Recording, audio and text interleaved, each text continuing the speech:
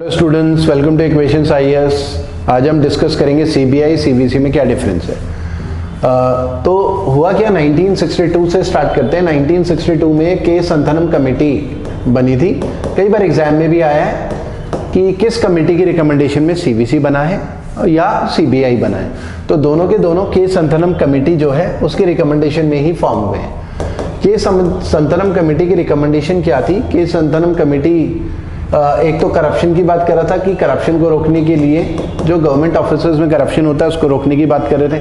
Corruption defence sector में बात कर रहे थे या फिर हायर एंड में, ठीक है, या अननेसेसरी कोई जो प्रॉफिट कमाते हैं, कुछ जो हो सकता है पॉलिटिशियंस कमाते हो, गवर्नमेंट ऑफिसर्स कमाते हो, ठीक है, तो उनका इन्वेस्टिगेशन कौन करेगा, इसके लिए एक बॉडी होनी चाहिए, ठीक है।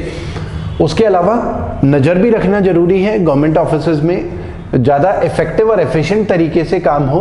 गवर्नमेंट जो भी कर रही है वो बेनिफिट जो है वीकर सेक्शन तक पहुंचे, लोगों तक पहुंचे। उसके लिए ज़रूरी है कि सिस्टम में ट्रांसपेरेंसी हो, ठीक है, और गवर्नमेंट ईमानदारी से काम करे, पूरे और सिस्टम और ईमानदारी से काम करे, ठीक है। उसके अलावा अलग तरीके के स्पेशल क्राइम्स हैं, उसको इन्वेस्टिगेट करने के लिए के संथनम कमेटी ने अलग अलग ऑर्गेनाइजेशंस की बात करी। तो अब दो पार्ट में इसे डिवाइड कर सकते हैं। जैसे सीबीसी की बात करें हम, CBC central vigilance commission, CBC से स्टार्ट करते हैं फिर सीबीआई में आएंगे। अच्छा, आपको वीडियो पसंद आता है तो लाइक जरूर करें, ठीक है, केवल वीडियो को देखें ना, लाइक जरूर करें। आप लाइक करेंगे तो एक मोटिवेशन हमें मिलता है और भी वीडियोस आपके लिए लेकर आएंगे। तो केवल वीडियो ना देखें, लाइक जरूर करें। जिन लोगों ने सब्सक्राइब नहीं करा है हमारा चैनल, सब्सक्राइब जरूर करें और बेल आइकन को प्रेस कर लें ताकि कोई भी हम इंफॉर्मेटिव वीडियो डालें आप तक इंफॉर्मेशन पहुंच जाए, नोटिफिकेशन आ जाए। हाँ, तो सबसे पहले सीबीसी की बात करते हैं, शुरुआत सीबीसी से करते हैं। CBC central vigilance commission,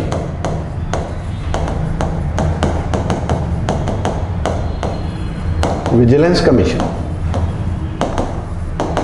central vigilance commission बना था, स्टैब्लिश्ड इन 1964, ठीक है, on executive order. Executive order का मतलब होता है कि सरकारी आदेश, सरकार के आदेश से सीबीसी का एस्टैब्लिशमेंट हुआ। कोई कानून पार्लियामेंट में पास नहीं किया गया, ना कॉन्स्टिट्यूशन में कुछ लिखा गया है सीबीसी के बारे में। तो एग्जीक्यूटिव ऑर्डर का मतलब ये है, सरकार के आदेश से गवर्नमेंट ने ऑर्डर दिया और सीबीसी का एस्टैब्लिशमेंट हो गया 1964 में, ठीक है। तो ये स्टैट्यूटरी बॉडी नहीं थी। देखिए, थोड़ा सा डिफरेंस भी बता देता हूँ कि क्या मतलब है ताकि आपको कोई कंफ्यूजन ना हो। देखो, कोई भी ऑर्गेनाइजेशन होती है वो या तो कॉन्स्टिट्यूशनल ऑर्गेनाइजेशन होती है, कॉन्स्टिट्यूशनल बॉडी, मतलब कॉन्स्टिट्यूशनल बॉडी उन ऑर्गेनाइजेशंस को बोलते हैं जिनके बारे में कॉन्स्टिट्यूशन में मेंशन है। जैसे अगर हम प्रेसिडेंट ऑफ इंडिया के ऑफिस की बात करें तो कॉन्स्टिट्यूशन में मेंशन है ना, प्रेसिडेंट होता है, प्रेसिडेंट ऑफिस है, तो वो कॉन्स्टिट्यूशनल पोस्ट है president. Prime minister constitutional post है, कॉन्स्टिट्यूशन में मेंशन है, ठीक है। फाइनेंस कमीशन कॉन्स्टिट्यूशनल बॉडी है क्योंकि कॉन्स्टिट्यूशन में मेंशन है, article 280। Election commission of India constitutional body है क्योंकि आर्टिकल 324 में मेंशन है।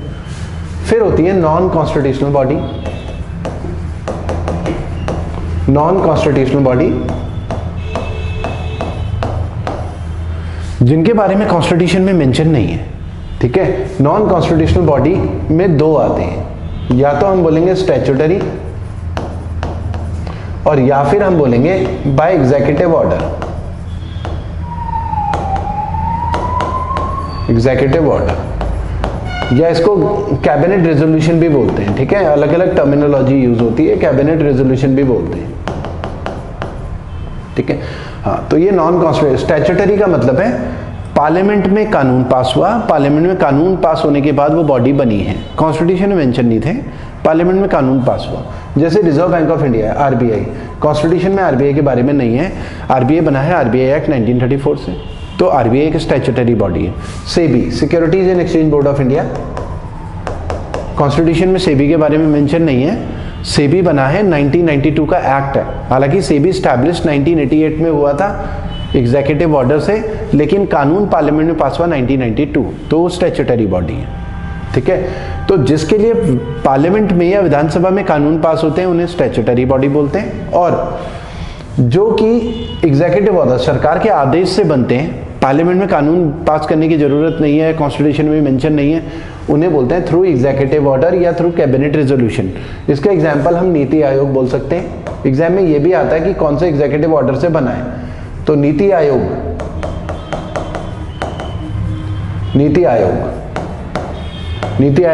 1 जनवरी 2015 से आया था पावर में, जिसने प्लानिंग कमीशन को रिप्लेस करा था। प्लानिंग कमीशन भी एग्जीक्यूटिव ऑर्डर के थ्रू बना था, कॉन्स्टिट्यूशन में मेंशन नहीं है प्लानिंग कमीशन नीति आयोग का, ना ही पार्लियामेंट में कोई कानून पास हुआ है। तो सरकारी आदेश से नीति आयोग बना है, सरकारी आदेश से, ठीक है। तो ये नॉन कॉन्स्टिट्यूशनल बॉडी है। तो सीवीसी भी हमारा एग्जीक्यूटिव ऑर्डर से बना था, non constitutional body executive order से बना था, पार्लियामेंट में कोई कानून पास नहीं हुआ था। लेकिन 2003 में भारत सरकार ने सीवीसी एक्ट पास करा 2003 में, सीवीसी स्टैट्यूटरी बॉडी बना, ठीक है। और सीवीसी बिकेम स्टैट्यूटरी बॉडी, ये भी एग्जाम में आया, बिकेम स्टैट्यूटरी बॉडी इन 2003, क्योंकि पार्लियामेंट में सीवीसी एक्ट पास हुआ 2003, पार्लियामेंट में सीवीसी एक्ट पास हुआ 2003 में, इसलिए सीवीसी 2003 में स्टैट्यूटरी बॉडी बना। उससे पहले एग्जीक्यूटिव ऑर्डर के दो, अगर सीवीसी कॉन्स्टिट्यूशन में मान लो अमेंडमेंट किया जाए, कॉन्स्टिट्यूशन में सीवीसी की बात करें तो सीवीसी फिर कॉन्स्टिट्यूशनल बॉडी होती है, लेकिन कॉन्स्टिट्यूशन में तो मेंशन है नहीं। तो एक तो एक टाइमलाइन आपको ये पता होनी चाहिए कि CVC initially through executive order बना था, 2003 में स्टैट्यूटरी बॉडी बना है। अब इसका काम क्या है, देखिए सीवीसी को हिंदी में बोलते हैं केंद्रीय सतर्कता आयोग। तो ये सतर्क रहेगा, विजिलेंट रहेगा, नजर रखेगा कि गवर्नमेंट ऑफिसेज में करप्शन ना हो, अनएथिकल प्रैक्टिसेस ना हो, नजर रखता है, ठीक है। ये खुद इन्वेस्टिगेशन नहीं करता, ये नजर रखता है बस, ठीक है। तो फिर इन्वेस्टिगेशन कौन करेगा जब ये नजर रखेगा तो, ठीक है। तो ये क्या करता है, ये इन्वेस्टिगेशन करवाता है सीबीआई से। अगर सीवीसी गवर्नमेंट ऑफिसेज में नजर रखता है, अलर्ट रहता है, इसके पास कंप्लेंट्स आई है, तो इसने देखा प्राइमा फेसिया कि हाँ यहाँ पर करप्शन हो रहा है, तो ये मामला रेफर कर सकता है सीबीआई को, और सीबीआई फिर सीबीआई इन्वेस्टिगेशन करके सीवीसी को रिपोर्ट करेगा। तो सीवीसी खुद इन्वेस्टिगेशन नहीं करता, वो इन्वेस्टिगेशन करवाता है, सीबीआई से करवाएगा या सीवीओ से इन्वेस्टिगेशन करवाता है। तो सीवीसी जो है खुद इन्वेस्टिगेटिंग एजेंसी नहीं है, CVC is not an investigating agency, ठीक है। ये इन्वेस्टिगेशन करवाता है दो से, एक तो सीवीओ होता है गवर्नमेंट ऑफिसेज में, chief vigilance officer, chief vigilance officer, एक तो इससे करवाता है, और दूसरा ये जो है सीबीआई से इन्वेस्टिगेशन करवाता है, और ये दोनों फिर रिपोर्ट करते हैं सीवीसी को। सीवीसी इंडिपेंडेंट है एग्जीक्यूटिव से, मतलब इनके ऊपर मिनिस्टर्स जो हैं, जो रूलिंग पार्टी होती है जिसके प्राइम मिनिस्टर, मिनिस्टर्स, उसको सीवीसी कभी रिपोर्ट नहीं करता। सीवीसी को अपनी रिपोर्ट साल में जो भी इसने करा है, पार्लियामेंट में अपनी रिपोर्ट जो है पब्लिश करनी होती है, तो पार्लियामेंट के सामने प्रेजेंट करेंगे, पार्लियामेंट में डिबेट होगी। तो ये किसी मंत्री को रिपोर्ट नहीं करेगा, क्योंकि अगर सीवीसी मंत्री को रिपोर्ट करेगा तो फिर ये तो रूलिंग पार्टी के हिसाब से ही चलेगा, गवर्नमेंट में तो कोई करप्शन मिलेगा ही नहीं फिर, है ना। अगर ये मोदी सरकार को, अमित शाह को रिपोर्ट करे एग्जाम्पल के तौर पे, तो अगर गवर्नमेंट ऑफिसेज में कोई करप्शन है, अगर उन्हीं को रिपोर्ट करेगा तो उन्हीं का करप्शन थोड़ी उनको रिपोर्ट करेगा। तो इसलिए सीवीसी को गवर्नमेंट जो है उससे अलग रखा गया है, उसके इसका काम है पार्लियामेंट को रिपोर्ट करना, अपनी रिपोर्ट पार्लियामेंट में सबमिट करता है सीवीसी।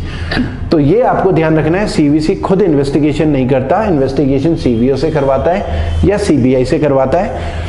1964 में ये बना था थ्रू गवर्नमेंट रेजोल्यूशन के संथनम कमेटी की रिकमेंडेशन में, और 2003 में ये जो है स्टैट्यूटरी बॉडी बना, पार्लियामेंट में कानून पास किया गया, स्टैट्यूटरी बॉडी बना, ठीक है। अब आते हैं सीबीआई में। तो ये हमने सीवीसी के बारे में थोड़ा सा ब्रीफ में अच्छा ये भी ध्यान रखते हैं कि सीवीसी की जो सीवीसी है सेंट्रल विजिलेंस कमीशन, उसमें एक तो चीफ विजिलेंस कमिश्नर होता है और 2 विजिलेंस कमिश्नर होते हैं, 2 विजिलेंस कमिश्नर, टोटल 3 लोग होते हैं। और ये जो भी अपॉइंट होते हैं 4 साल के लिए अपॉइंट होते हैं, इनका टेन्योर, ठीक है। और 65 इयर्स मैक्सिमम एज होती है रिटायरमेंट की, ठीक है, जो भी इनमें से पहले हो जाए, या जो सीवीसी और वीसी 65 के हो जाए तो रिटायर हो जाएंगे, या मैक्सिमम 4 साल की नौकरी होगी, ठीक है, तो एक तो ये है। उसके अलावा इनके अपॉइंटमेंट भी थोड़ा सा डिस्कस कर लेते हैं। They are appointed by president, ठीक है, प्रेसिडेंट अपॉइंट करता है इनको, अपॉइंटेड बाय प्रेसिडेंट, ये भी एग्जाम में है।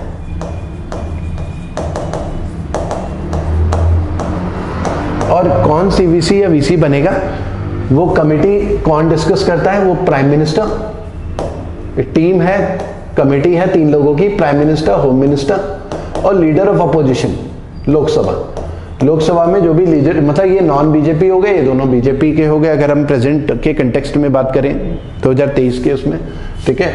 तो प्राइम मिनिस्टर, होम मिनिस्टर, जो भी लीडर ऑफ अपोजिशन होगा, उन 3 लोगों की कमेटी नाम सेलेक्ट करेगी और प्रेसिडेंट ऑफ इंडिया सीवीसी या वीसी को अपॉइंट करने वाले, ठीक है। तो ये हमने डिस्कस करा सीवीसी के बारे में। अब आते हैं CBI.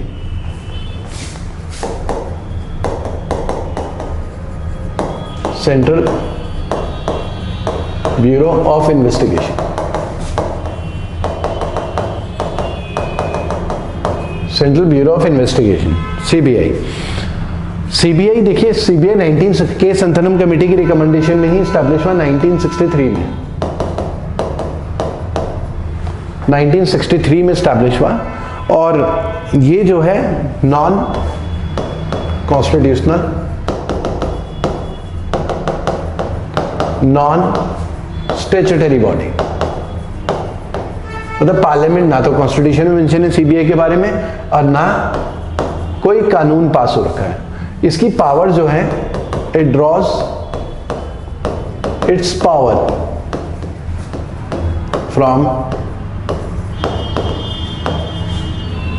From Delhi Special Police Establishment Act 1946। अंग्रेजों के टाइम पे एक कानून पास हुआ था, Delhi Special Police Establishment act. उससे सीबीआई अपनी पावर्स ड्रॉ करता है, इसी में सारी चीजें लिखी हुई हैं, उससे सीबीआई के पास स्पेशल पावर्स आई हैं, ठीक है। अब सीबीआई काम क्या क्या करता है? सीबीआई देखिए करप्शन को तो चेक करता ही है, करप्शन, स्पेशल क्राइम्स का मतलब कोई मर्डर भी हो सकता है, रेप भी हो सकता है। जैसे सीवीसी की हम बात करें, सेंट्रल विजिलेंस कमीशन, उसका काम केवल गवर्नमेंट ऑफिसेज में करप्शन को चेक करना है। उसका मर्डर से कोई, सीवीसी का मर्डर से कोई लेना देना नहीं, रेप हो रहा है, फ्रॉड हो रहा है, उससे कोई लेना देना नहीं। सीवीसी को केवल देखना है गवर्नमेंट ऑफिसेज में करप्शन ना हो, उसको लेकर सीवीसी को अलर्ट रहना है। सीबीआई का ऐसा नहीं है। सीबीआई क्या है, करप्शन को भी चेक करेगा तो स्पेशल क्राइम्स भी हैं, इसमें मर्डर भी हो सकता है, ठीक है, फाइनेंशियल फ्रॉड भी हो सकते हैं, फाइनेंशियल फ्रॉड भी हो सकते हैं, बड़े बड़े लाखों करोड़ों का घोटाला, ठीक है, करप्शन भी, और स्पेशल क्राइम में मर्डर, रेप, सब हर तरीके के करप्शन आ जाएंगे। तो सीबीआई जो है बहुत सारी चीजें करता है। सीबीआई किसके अंडर आता है? सीबीआई, सीवीसी तो रिपोर्ट करता है पार्लियामेंट को, लेकिन सीबीआई के साथ ऐसा नहीं है। ये आता है, सीबीआई कम्स अंडर, ये सारे क्वेश्चन एग्जाम में आए जो भी हम लिख रहे हैं, ये एक बार समझ लोगे तो इससे रिलेटेड क्वेश्चंस आपके कवर हो जाएंगे सारे के सारे। आप जो भी लोग वीडियो देख रहे हैं, वीडियो पसंद आता है लाइक जरूर करें, ठीक है, अभी लाइक कर लें क्योंकि बाद में भूल जाते हैं, ठीक है। और जिन लोगों ने चैनल को सब्सक्राइब नहीं करा है, चैनल को जरूर सब्सक्राइब कर लें, ठीक है, और बेल आइकन प्रेस कर लें, ठीक है।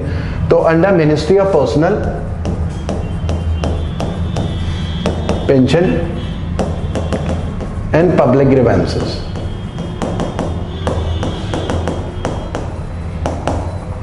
ठीक है, अंडर पीएम, ये वाली मिनिस्ट्री किसके अंडर है? अंडर प्राइम मिनिस्टर ऑफिस है।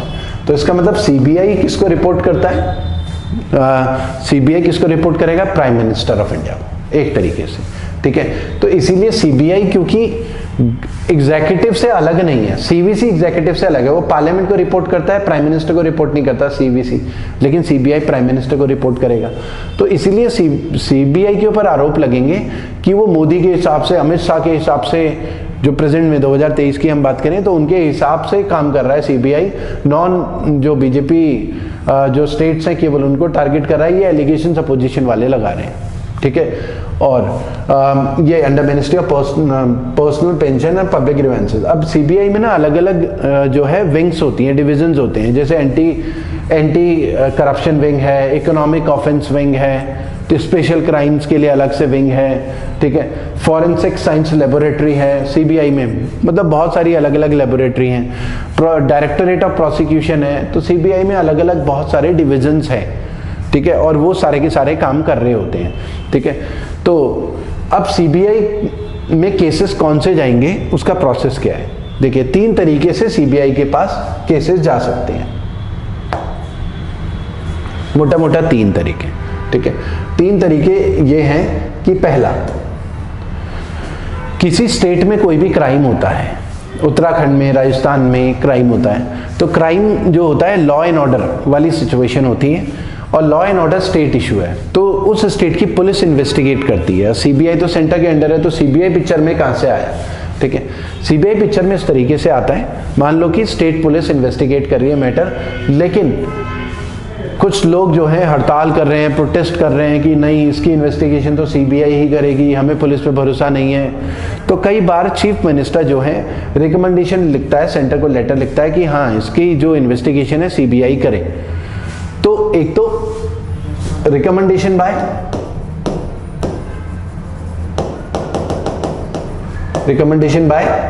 State government, state government recommend करे, ठीक है। सीबीआई क्योंकि सेंट्रल गवर्नमेंट के अंडर आता है ना, वो इन्वेस्टिगेशन तभी करेगा सेंट्रल गवर्नमेंट जब स्टेट ने उसको रिकमेंड करा, ठीक है। या